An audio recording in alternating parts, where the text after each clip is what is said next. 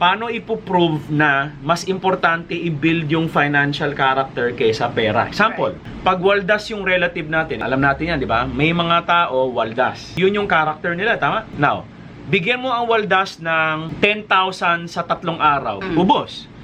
Bigyan mo ng 1,000,000 ang waldas sa 6 na buwan, anong ending? Wala din. So, very simple. Pag waldas ang character ng isang tao, kahit magkano ibigay mo, kahit na OFW ka, binibigyan mo yung waldas ng 20 years, waldas pa rin siya. Tsaka, I think it's also important na pag waldas, lalo na, halimbawa ako waldas, most of the time, hindi ko alam. There are a lot of waldas people feeling nila hindi sila waldas.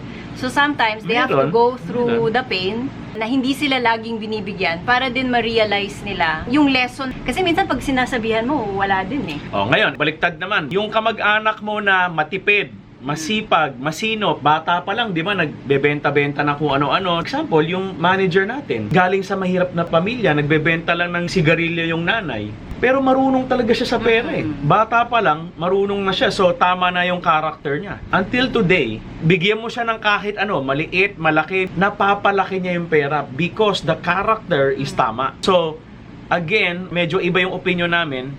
We don't recommend raising children na puro pera, habulin mo yung pera. It's the character. Ngayon, meron tinatawag na parental trap. Ito, delikado to. Okay. Ang parental trap, nangyari ganito. Bawa ako, ay ang hirap ng buhay. Iniwan ako sa streets, wala akong trabaho. Hirap ako. Nung yumaman ako, nag-struggle ako, nagtiyaga ako. Nung yumaman na ako, sabi ko sarili ko ngayon sa parent, bawa anak kita, shield kita ngayon kasi nahirapan ako, di ba? Parang you will not go through the hirap na pinagdaanan ko. Exactly. So nangyayari ngayon, di ba? Masyado kita mahal.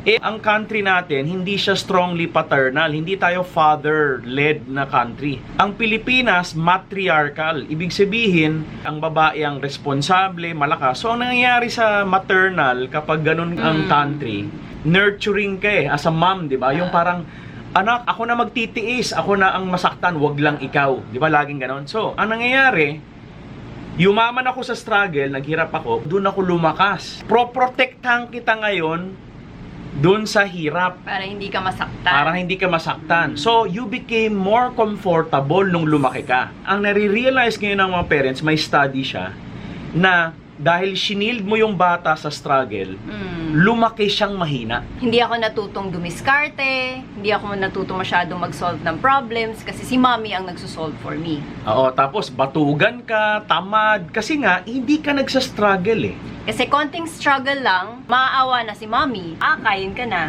Being a mom and being motherly is okay. We're not saying it's bad, ha? Ang sinasabi namin, kailangan siya balanse. Kailangan meron ding father side. And the father side is usually discipline. Oo, disiplina talaga pag tatay ka. It's hard, life is hard, but you will learn and you get through it. Kaya mo yan. Yun yung father side. Which, dapat meron kang both.